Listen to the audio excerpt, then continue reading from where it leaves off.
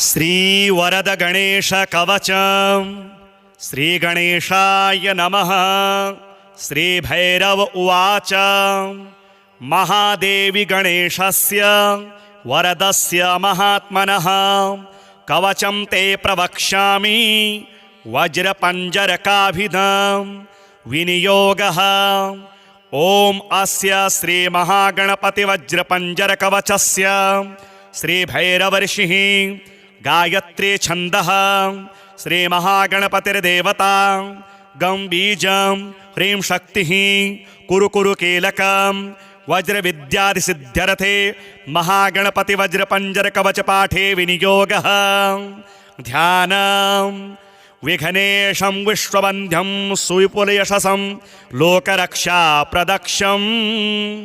साक्षात् सर्वापदासु प्रशमनसुमतिं पार्वती प्राणसूनु। प्रायः सर्वासुरेन्द्रैः ससुरमुनिगणैः साधकैः पूज्यमानं कारुण्येनान्तरायामितभयशमनं विघ्नराजं नमामि। ॐ श्रीं ह्रीं गं शिरः पातु महागणपतिः प्रभुः विनायको ललाटं मे विघ्नराजो भ्रुवो मम पातु नेत्रे गणाध्यक्षो नासिकां मे गजाननः श्रुतिमेव तु हेरम्बो गण्डौ मोदकाशनः द्वयमातरो मुखं पातु चाधरौ पात्वरिन्दं दन्तान् ममेकदन्तो व्याद् वक्रतुण्डोऽवताद्रसां गाङ्गेयो मे गलं पातु स्कन्धौ सिंहासनोऽवतु विघ्नान्तको भुजौ पातु हस्तौ मूषकवाहनः ऊरो ममावतान्नित्यं देवस्त्रे पुरघातनः हृदयं मे कुमारो व्यां जयन्तः पार्श्वयुग्मकं प्रद्युम्नो मे वतात्पृष्ठं नाभिं शङ्करनन्दनः कटिं नन्दिगणः पातु शिष्णं वीरेश्वरोऽवतु मेढे मे वतु सौभाग्यो भृङ्गिरीटे च गुह्यकं विराटकोऽवतादूरु जानु मे पुष्पदन्तकः जङ्घे मम विकरतो व्यात् गुल्फावन्त्यगणोऽवतु पादौ चित्तगणः पातु पादाधो लोहितोऽवतु पादपृष्ठं सुन्दरो व्यात् नूपुराढ्यो वपुर्मम विचारो जठरं पातु भूतानि चोग्ररूपकः शिरसः पादपर्यन्तं वपुः सुप्तगणोऽवतु पादादिमूर्धपर्यन्तं वपुः पातु विनर्तकः विस्मारितं तु यत् स्थानं गणेशस्तत् सदावतु पूर्वे मां ह्रीं करालो व्यादाग्रेये विकरालकः दक्षिणे पातु संहारो नैऋते रुरुभैरवः पश्चिमे मां महाकालो वायौ कालाग्निभैरवः उत्तरे मां सिताशुव्या देशान्यामसितात्मकः प्रभाते शतपत्रो व्यात् सहस्रारस्तु मध्यमे दन्तमालादिनां ते व्या निशिपात्रं सदावतु कलशो मां निशीते व्या निशान्ते परशुस्तथा सर्वत्र सर्वदा पातु शङ्खयुग्मं च मद्वपुः ॐ ॐ राजकुले हहं रणभये ह्रीं ह्रीं कुद्योतेवतात् श्रीं श्रीं शत्रुगृहे शशं जलभये क्लीं क्लीं वनान्तेवतु ग्लौं ग्लूं ग्लें ग्लौं गुं सत्त्वभीतिषु महाव्याध्यार्तिषु ग्लौं गगौं नित्यं यक्षपिशाचभूतफणिषु ग्लौं गं गणेशोऽवतु इतीदं कवचं गुह्यं सर्वतन्त्रेषु गोपितं वज्रपञ्जरनामानं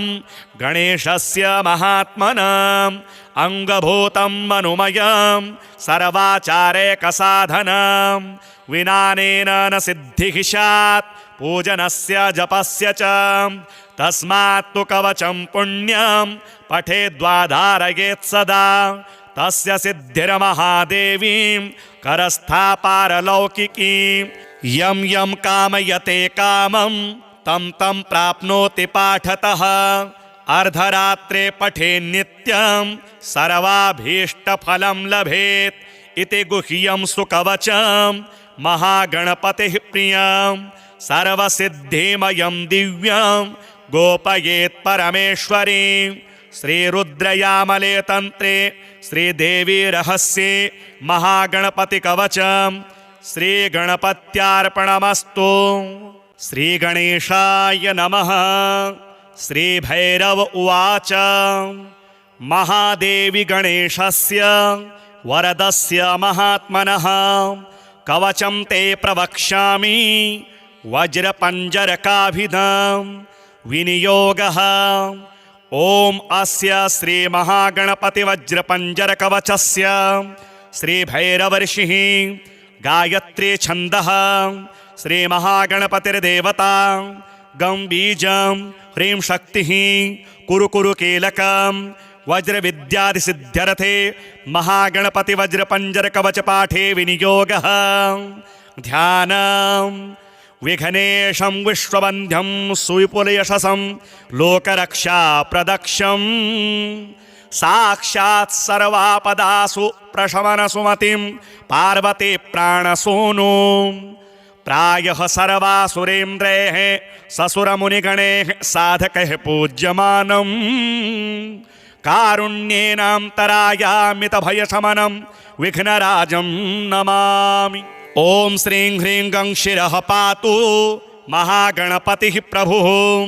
विनायको ललाटं मे विघ्नराजो भ्रुवौ मम पातु नेत्रे गणाध्यक्षो नासिकां मे गजाननः श्रुतिमेव तु हेरम्बो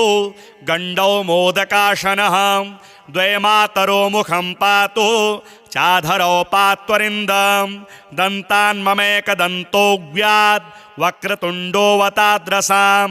गाङ्गेयो मे गलं पातु स्कन्धौ सिंहासनोऽवतु विघ्नान्तको भुजौ पातु हस्तौ मूषकवाहनः ऊरो ममावतान्नित्यं देवस्त्रे पुरघातनः हृदयं मे कुमारोऽव्यां जयन्तः पार्श्वयुग्मकं प्रद्युम्नो मे वतात्पृष्ठं नाभिं शङ्करनन्दनः कटिं नन्दिगणः पातु शिष्णं वीरेश्वरोऽवतु मेढे मे वतु सौभाग्यो भृङ्गिरीटे च गुह्यकं विराटकोऽवतादूरु जानु मे पुष्पदन्तकः जङ्घे मम विकरतो व्यात् गुल्फावन्त्यगणोऽवतु पादौ चित्तगणः पातु पादाधो लोहितोऽवतु पादपृष्ठं सुन्दरो व्यात् नूपुराढ्यो वपुर्मम विचारो जठरं पातु भूतानि चोग्ररूपकः शिरसः पादपर्यन्तं वपुः सुप्तगणोऽवतु पादादिमूर्धपर्यन्तं वपुः पातु विनर्तकः विस्मारितं तु यत् स्थानं गणेशस्तत् सदावतु पूर्वे मां ह्रीं करालो व्यादाग्रेये विकरालकः दक्षिणे पातु संहारो नैऋते रुरुभैरवः पश्चिमे मां महाकालो वायौ कालाग्निभैरवः उत्तरे मां सिताशुव्या देशान्यामसितात्मकः प्रभाते शतपत्रो व्यात् सहस्रारस्तु मध्यमे दन्तमालादिनां ते व्या निशिपात्रं सदावतु कलशो मां निशीते व्या निशान्ते परशुस्तथा सर्वत्र सर्वदा पातु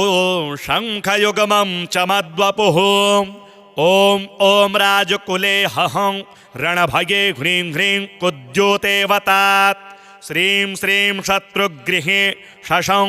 जलभये क्लीं क्लीं वनान्तेवतो ग्लौं ग्लूं ग्लें ग्लौं गुं सत्त्वभीतिषु महाव्याध्यार्तिषु ग्लौं गगौं नित्यं यक्षपिशाचभूतफणिषु ग्लौं गं गणेशोऽवतु इतेदं कवचं गुह्यं सर्वतन्त्रेषु गोपितं वज्रपञ्जरनामानं गणेशस्य महात्मनम् अंगभूतं मनुमयं सर्वाचारेकसाधनं विनानेन न सिद्धिः स्यात् पूजनस्य जपस्य च तस्मात् तु कवचं पुण्यं पठेद्वाधारयेत् सदा तस्य सिद्धिर्महादेवीं करस्थापारलौकिकीं यं यं कामयते कामं तं तं प्राप्नोति पाठतः अर्धरात्रे पठे नित्यं सर्वाभीष्टफलं लभेत् इति गुह्यं सुकवचं महागणपतिः प्रियं सर्वसिद्धिमयं दिव्यं गोपयेत् परमेश्वरीं श्रीरुद्रयामले तन्त्रे श्रीदेवी रहस्ये महागणपतिकवचं श्रीगणपत्यार्पणमस्तु। श्रीगणेशाय नमः। श्रीभैरव उवाच महादेवी गणेशस्य वरदस्य महात्मनः कवचं ते प्रवक्ष्यामि वज्रपञ्जरकाभिधं विनियोगः। ॐ अस्य श्रीमहागणपतिवज्रपञ्जरकवचस्य श्रीभैरवर्षिः गायत्री छन्दः श्रीमहागणपतिर्देवता गं बीजं ह्रीं शक्तिः कुरु कुरु कीलकं वज्रविद्यादिसिद्ध्यर्थे महागणपतिवज्रपञ्जरकवचपाठे विनियोगः। ध्यानं विघ्नेशं विश्ववन्ध्यं सुविपुलयशसं लोकरक्षाप्रदक्षं साक्षात् सर्वापदासु प्रशमनसुमतिं पार्वती प्राणसूनु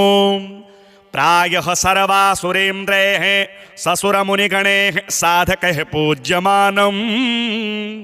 कारुण्येनान्तरायामितभयशमनं विघ्नराजं नमामि। ॐ श्रीं ह्रीं गं शिरः पातु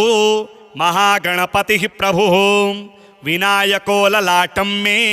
विघ्नराजो भ्रुवौ मम पातु नेत्रे गणाध्यक्षो नासिकां मे गजाननः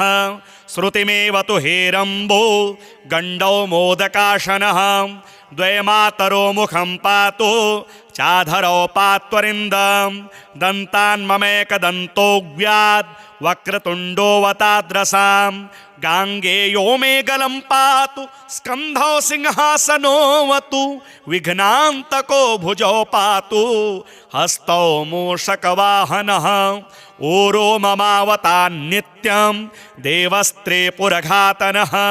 हृदयं मे कुमारोऽव्यां जयन्तः पार्श्वयुग्मकं प्रद्युम्नो मे वतात्पृष्ठं नाभिं शङ्करनन्दनः कटिं नन्दिगणः पातु शिष्णं वीरेश्वरोऽवतु मेढे मेऽवतु सौभाग्यो भृङ्गिरीटे च गुह्यकं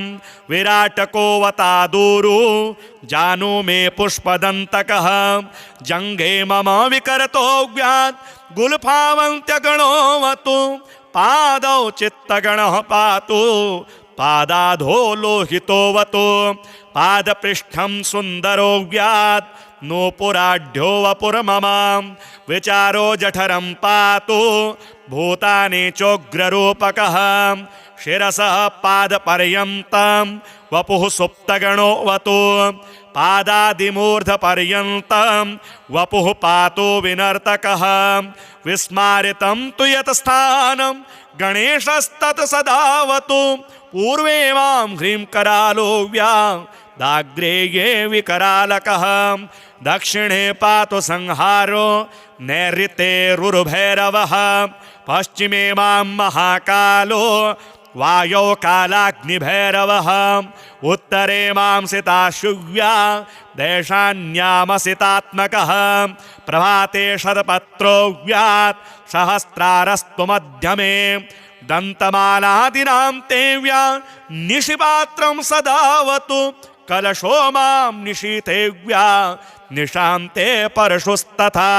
सर्वत्र सर्वदा पातु शङ्खयुग्मं च मद्वपुः ॐ ॐ राजकुले हहं रणभये ह्रीं ह्रीं कुद्योतेवतात् श्रीं श्रीं शत्रुगृहे शशं जलभये क्लीं क्लीं वनान्तेवतु ग्लौं ग्लूं ग्लें ग्लौं गुं सत्त्वभीतिषु महाव्याध्यार्तिषु ग्लौं गगौं नित्यं यक्षपिशाच भूतफणिषु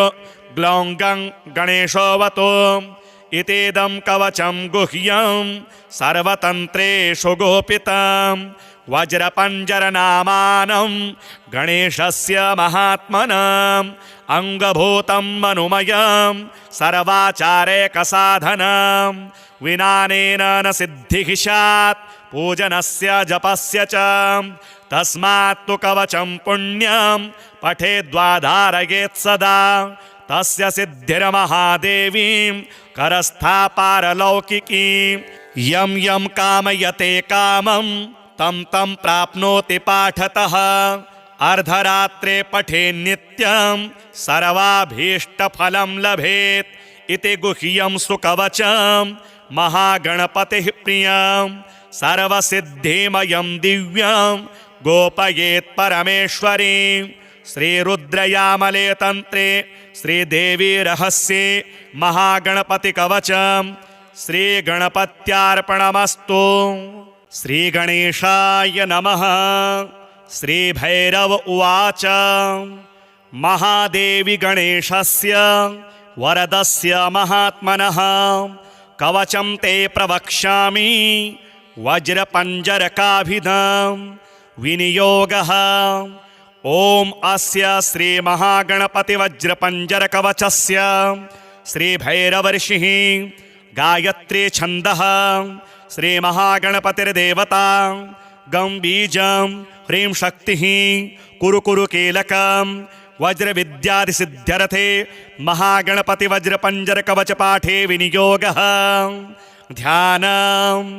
विघ्नेशं विश्ववन्द्यं सुविपुलयशसं लोकरक्षाप्रदक्षं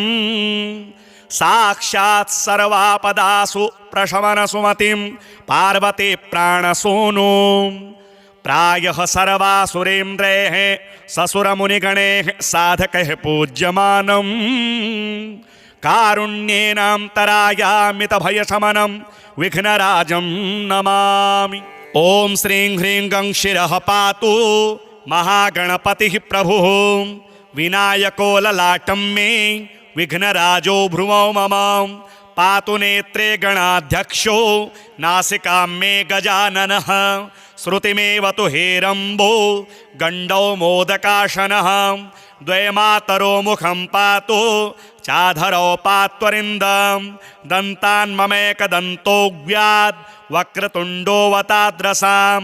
गाङ्गेयो मे गलं पातु स्कन्धौ सिंहासनोऽवतु विघ्नान्तको भुजौ पातु हस्तौ मूषकवाहनः ऊरो ममावतान्नित्यं देवस्त्रे पुरघातनः हृदयं मे कुमारोग्यां जयन्तः पार्श्वयुग्मकं प्रद्युम्नो मे वतात्पृष्ठं नाभिं शङ्करनन्दनः कटिं नन्दिगणः पातु शिष्णं वीरेश्वरोऽवतु मेढे मेऽवतु सौभाग्यो भृङ्गिरीटे च गुह्यकं विराटकोऽवतादूरु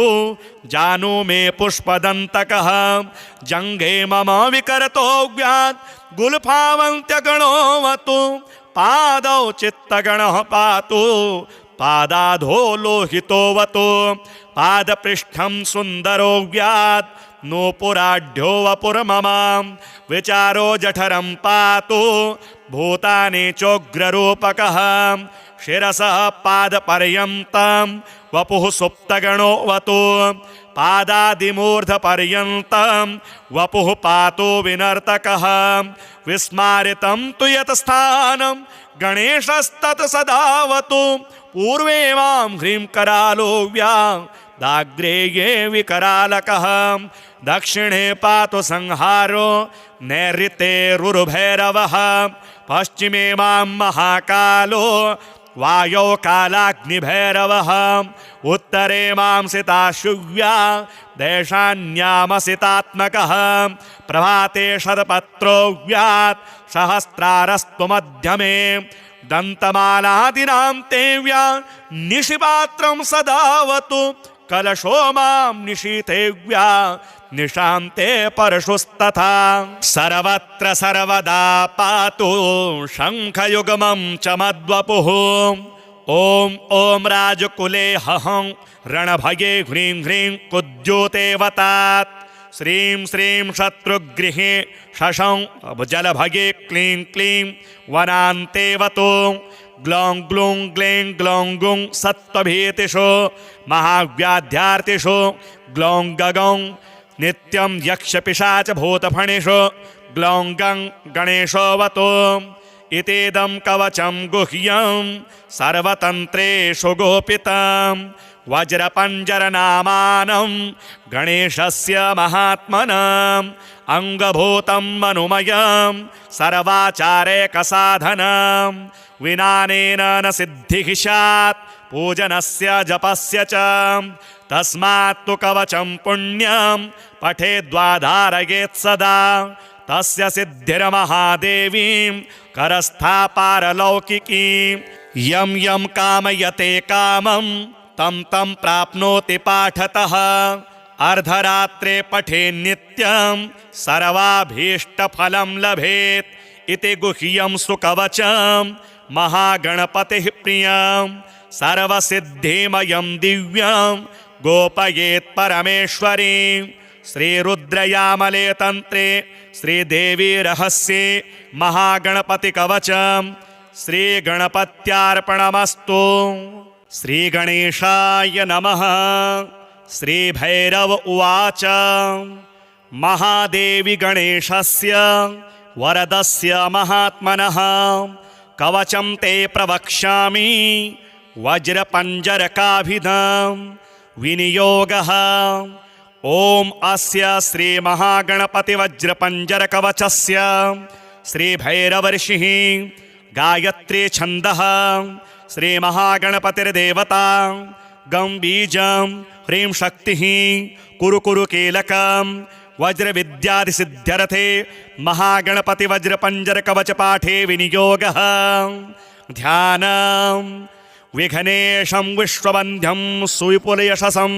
लोकरक्षाप्रदक्षं साक्षात् सर्वापदासु प्रशमनसुमतिं पार्वती प्राणसूनु प्रायः सर्वासुरेन्द्रैः ससुरमुनिगणैः साधकैः पूज्यमानं कारुण्येनान्तरायामितभयशमनं विघ्नराजं नमामि। ॐ श्रीं ह्रीं गं शिरः पातु महागणपतिः प्रभुः विनायको ललाटं मे विघ्नराजो भ्रुवौ मम पातु नेत्रे गणाध्यक्षो नासिकां मे गजाननः श्रुतिमेव तु हेरम्बो गण्डौ मोदकाशनः द्वयमातरो मुखं पातु चाधरौ पात्वरिन्दं दन्तान् ममेकदन्तोऽव्याद् वक्रतुण्डोऽवताद्रसां गाङ्गेयो मे गलं पातु स्कन्धौ सिंहासनोऽवतु विघ्नान्तको भुजौ पातु हस्तौ मूषकवाहनः ऊरो ममावतान्नित्यं देवस्त्रे पुरघातनः हृदयं मे कुमारोऽव्यां जयन्तः पार्श्वयुग्मकं प्रद्युम्नो मे वतात्पृष्ठं नाभिं शङ्करनन्दनः कटिं नन्दिगणः पातु शिष्णं वीरेश्वरोऽवतु मेढे मे वतु सौभाग्यो भृङ्गिरीटे च गुह्यकं विराटको वतादूरु जानु मे पुष्पदन्तकः जङ्घे मम विकरतो व्यात् गुल्फावन्त्यगणोऽवतु पादौ चित्तगणः पातु पादाधो लोहितोऽवतु पादपृष्ठं सुन्दरो व्यात् नूपुराढ्यो वपुर्मम विचारो जठरं पातु भूतानि चोग्ररूपकः शिरसः पादपर्यन्तं वपुः सुप्तगणोऽवतु पादादिमूर्धपर्यन्तं वपुः पातु विनर्तकः विस्मारितं तु यत् स्थानं गणेशस्तत् सदावतु पूर्वे मां ह्रीं करालो व्यादाग्रेये विकरालकः दक्षिणे पातु संहारो नैऋते रुरुभैरवः पश्चिमे मां महाकालो वायौ कालाग्निभैरवः उत्तरे मां सिताशुव्या देशान्यामसितात्मकः प्रभाते शतपत्रो व्यात् सहस्रारस्तु मध्यमे दन्तमालादीनां तेव्या निशिपात्रं सदावतु कलशो मां निशीतेव्या निशान्ते परशुस्तथा सर्वत्र सर्वदा पातु शङ्खयुग्मं च मद्वपुः ॐ ॐ राजकुले हहं रणभये ह्रीं ह्रीं कुद्योतेवतात् श्रीं श्रीं शत्रुगृहे शशं जलभगे क्लीं क्लीं वनान्तेवतो ग्लौं ग्लूं ग्लें ग्लौं गुं सत्त्वभीतिषु महाव्याध्यार्तिषु ग्लौं गगौं नित्यं यक्षपिशाच भूतफणिषु ग्लौं गं गणेशोऽवतु इतीदं कवचं गुह्यं सर्वतन्त्रेषु गोपितं वज्रपञ्जरनामानं गणेशस्य महात्मनम् अङ्गभूतं मनुमयं सर्वाचारेकसाधनं विनानेन न सिद्धिः स्यात् पूजनस्य जपस्य च तस्मात् तु कवचं पुण्यं पठेद्वाधारयेत् सदा तस्य सिद्धिर्महादेवीं करस्था पारलौकिकीं यं यं कामयते कामं तं तं प्राप्नोति पाठतः अर्धरात्रे पठे नित्यं सर्वाभीष्टफलं लभेत् इति गुह्यं सुकवचं महागणपतिः प्रियं सर्वसिद्धिमयं दिव्यं गोपयेत् परमेश्वरी श्रीरुद्रयामले तन्त्रे श्रीदेवी रहस्ये महागणपतिकवचं श्रीगणपत्यार्पणमस्तु। श्रीगणेशाय नमः। श्रीभैरव उवाच महादेवी गणेशस्य वरदस्य महात्मनः कवचं ते प्रवक्ष्यामि वज्रपञ्जरकाभिधं विनियोगः ॐ अस्य श्रीमहागणपतिवज्रपञ्जरकवचस्य श्रीभैरवर्षिः गायत्री छन्दः श्रीमहागणपतिर्देवता गं बीजं ह्रीं शक्तिः कुरु कुरु कीलकं वज्रविद्यादिसिद्ध्यर्थे महागणपतिवज्रपञ्जरकवचपाठे विनियोगः ध्यानं विघ्नेशं विश्ववन्ध्यं सुविपुलयशसं लोकरक्षाप्रदक्षं साक्षात् सर्वापदासु प्रशमनसुमतिं पार्वती प्राणसूनु प्रायः सर्वासुरेन्द्रैः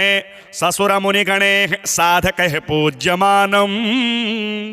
कारुण्येनान्तरायामितभयशमनं विघ्नराजं नमामि। ॐ श्रीं ह्रीं गं शिरः पातु महागणपतिः प्रभुः विनायको ललाटं मे विघ्नराजो भ्रुवौ मम पातु नेत्रे गणाध्यक्षो नासिकां मे गजाननः श्रुतिमेव तु हेरम्बो गण्डौ मोदकाशनः द्वयमातरो मुखं पातु चाधरौ पात्वरिन्दं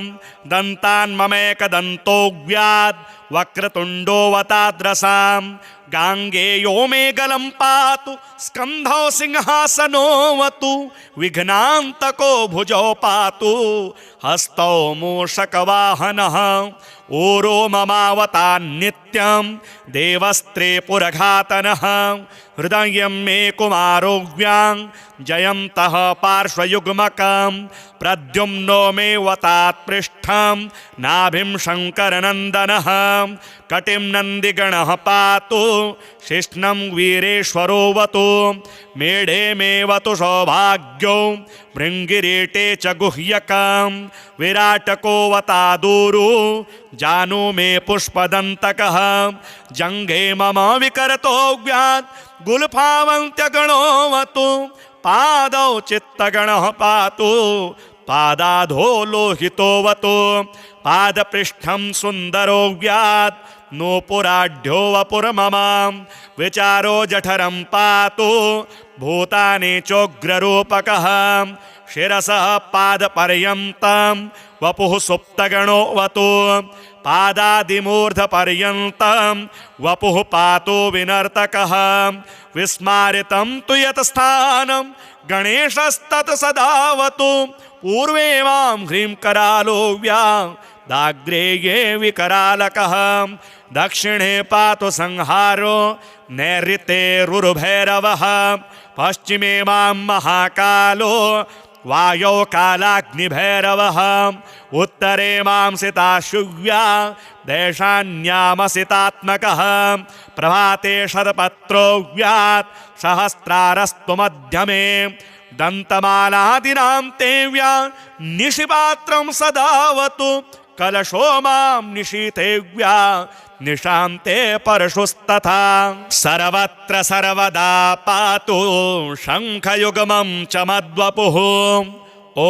ॐ राजकुले हहं रणभये ह्रीं ह्रीं कुद्योतेवतात् श्रीं श्रीं शत्रुगृहे शशं जलभये क्लीं क्लीं वनान्तेवतो ग्लौं ग्लूं ग्लें ग्लौं गुं सत्त्वभीतिषु महाव्याध्यार्तिषु ग्लौं गगौं नित्यं यक्षपिशाचभूतफणिषु ग्लौं गं गणेशोऽवतु इतीदं कवचं गुह्यं सर्वतन्त्रेषु गोपितं वज्रपञ्जरनामानं गणेशस्य महात्मनम् अङ्गभूतं मनुमयं सर्वाचारेकसाधनं विनानेन न सिद्धिः स्यात् पूजनस्य जपस्य च तस्मात् तु कवचं पुण्यं पठेद्वाधारयेत् सदा तस्य सिद्धिर्महादेवीं करस्था पारलौकिकीं यं यं कामयते कामं तं तं प्राप्नोति पाठतः अर्धरात्रे पठे नित्यं सर्वाभीष्टफलं लभेत् इति गुह्यं सुकवचं महागणपतिः प्रियं सर्वसिद्धिमयं दिव्यं गोपयेत् परमेश्वरी श्रीरुद्रयामले तन्त्रे श्रीदेवी रहस्ये महागणपतिकवचं श्रीगणपत्यार्पणमस्तु। श्रीगणेशाय नमः। श्रीभैरव उवाच महादेवी गणेशस्य वरदस्य महात्मनः कवचं ते प्रवक्ष्यामि वज्रपञ्जरकाभिधं विनियोगः। ॐ अस्य श्रीमहागणपतिवज्रपञ्जरकवचस्य श्रीभैरवर्षिः गायत्री छन्दः श्रीमहागणपतिर्देवता गं बीजं ह्रीं शक्तिः कुरु कुरु कीलकं वज्रविद्यादिसिद्ध्यर्थे महागणपतिवज्रपञ्जरकवचपाठे विनियोगः। ध्यानं विघ्नेशं विश्ववन्ध्यं सुविपुलयशसं लोकरक्षाप्रदक्षं साक्षात् सर्वापदासु प्रशमनसुमतिं पार्वती प्राणसूनु प्रायः सर्वासुरेन्द्रैः ससुरमुनिगणैः साधकैः पूज्यमानं कारुण्येनान्तरायामितभयशमनं विघ्नराजं नमामि। ॐ श्रीं ह्रीं गं शिरः पातु महागणपतिः प्रभुः विनायको ललाटं मे विघ्नराजो भ्रुवौ मम पातु नेत्रे गणाध्यक्षो नासिकां मे गजाननः श्रुतिमेव तु हेरम्बो गण्डौ मोदकाशनः द्वयमातरो मुखं पातु चाधरौ पात्वरिन्दं दन्तान्ममेकदन्तो व्याद् वक्रतुण्डोऽवताद्रसां गाङ्गेयो मे गलं पातु स्कन्धौ सिंहासनोऽवतु विघ्नान्तको भुजौ पातु हस्तौ मूषकवाहनः ऊरो ममावतान्नित्यं देवस्त्रे पुरघातनः हृदयं मे कुमारो व्यां जयन्तः पार्श्वयुग्मकं प्रद्युम्नो मे वतात्पृष्ठं नाभिं शङ्करनन्दनः कटिं नन्दिगणः पातु शिष्णं वीरेश्वरोऽवतु मेढे मे वतु सौभाग्यो भृङ्गिरीटे च गुह्यकं विराटको वतादूरु जानु मे पुष्पदन्तकः जङ्घे मम विकरतो व्यात् गुल्फावन्त्यगणोऽवतु पादौ चित्तगणः पातु पादाधो लोहितोऽवतु पादपृष्ठं सुन्दरो व्यात् नूपुराढ्यो वपुर्मम विचारो जठरं पातु भूतानि चोग्ररूपकः शिरसः पादपर्यन्तं वपुः सुप्तगणोऽवतु पादादिमूर्धपर्यन्तं वपुः पातो विनर्तकः विस्मारितं तु यत् स्थानं गणेशस्तत् सदावतु पूर्वे मां ह्रीं करालो व्यादाग्रेये विकरालकः दक्षिणे पातु संहारो नैऋते रुरुभैरवः पश्चिमे मां महाकालो वायौ कालाग्निभैरवः उत्तरे मां सिताशुव्या देशान्यामसितात्मकः प्रभाते शतपत्रो व्यात् सहस्रारस्तु मध्यमे दन्तमालादीनां ते व्या निशिपात्रं सदावतु कलशो मां निशीथे व्या निशान्ते परशुस्तथा सर्वत्र सर्वदा पातु शङ्खयुग्मं च मद्वपुः ॐ ॐ राजकुले हहं रणभये ह्रीं ह्रीं कुद्योते वतात् श्रीं श्रीं शत्रुगृहे शशं जलभये क्लीं क्लीं वनान्ते वतु ग्लौं ग्लूं ग्लें ग्लौं गुं सत्त्वभीतिषु महाव्याध्यार्तिषु ग्लौं गगौं नित्यं यक्षपिशाचभूतफणिषु ग्लौं गं गणेशोऽवतु इतीदं कवचं गुह्यं सर्वतन्त्रेषु गोपितं वज्रपञ्जरनामानं गणेशस्य महात्मनम् अङ्गभूतं मनुमयं सर्वाचारेकसाधनं विनानेन न सिद्धिः स्यात् पूजनस्य जपस्य च तस्मात् तु कवचं पुण्यं पठेद्वाधारयेत् सदा तस्य सिद्धिर्महादेवीं करस्थापारलौकिकीं यं यं कामयते कामं तं तं प्राप्नोति पाठतः अर्धरात्रे पठे नित्यं सर्वाभीष्टफलं लभेत् इति गुह्यं सुकवचं महागणपतिः प्रियं सर्वसिद्धिमयं दिव्यं गोपयेत् परमेश्वरीं श्रीरुद्रयामले तन्त्रे श्रीदेवी रहस्ये महागणपतिकवचं श्रीगणपत्यार्पणमस्तु। श्रीगणेशाय नमः। श्रीभैरव उवाच महादेवी गणेशस्य वरदस्य महात्मनः कवचं ते प्रवक्ष्यामि वज्रपञ्जरकाभिधं विनियोगः। ॐ अस्य श्रीमहागणपतिवज्रपञ्जरकवचस्य श्रीभैरवर्षिः गायत्री छन्दः श्रीमहागणपतिर्देवता गं बीजं ह्रीं शक्तिः कुरु कुरु कीलकं वज्रविद्यादिसिद्ध्यर्थे महागणपतिवज्रपञ्जरकवचपाठे विनियोगः। ध्यानं विघ्नेशं विश्ववन्ध्यं सुविपुलयशसं लोकरक्षाप्रदक्षं साक्षात् सर्वापदासु प्रशमनसुमतिं पार्वती प्राणसूनु प्रायः सर्वासुरेन्द्रैः ससुरमुनिगणैः साधकैः पूज्यमानं कारुण्येनान्तरायामितभयशमनं विघ्नराजं नमामि। ॐ श्रीं ह्रीं गं शिरः पातु महागणपतिः प्रभुः विनायको ललाटं मे विघ्नराजो भ्रुवौ मम पातु नेत्रे गणाध्यक्षो नासिकां मे गजाननः श्रुतिमेवतु हेरम्बो गण्डौ मोदकाशनः द्वयमातरो मुखं पातु चाधरौ पात्वरिन्दं दन्तान् ममेकदन्तो व्याद् वक्रतुण्डो वताद्रसां गाङ्गेयो मे गलं पातु स्कन्धौ सिंहासनोऽवतु विघ्नान्तको भुजौ पातु हस्तौ मूषकवाहनः ऊरो ममावता नित्यं देवस्त्रे पुरघातनः हृदयं मे कुमारोऽव्यां जयन्तः पार्श्वयुग्मकं प्रद्युम्नो मे वतात् पृष्ठं नाभिं शङ्करनन्दनः कटिं नन्दिगणः पातु शिष्णं वीरेश्वरोऽवतु मेढे मे वतु सौभाग्यो भृङ्गिरीटे च गुह्यकं विराटको वतादूरु जानु मे पुष्पदन्तकः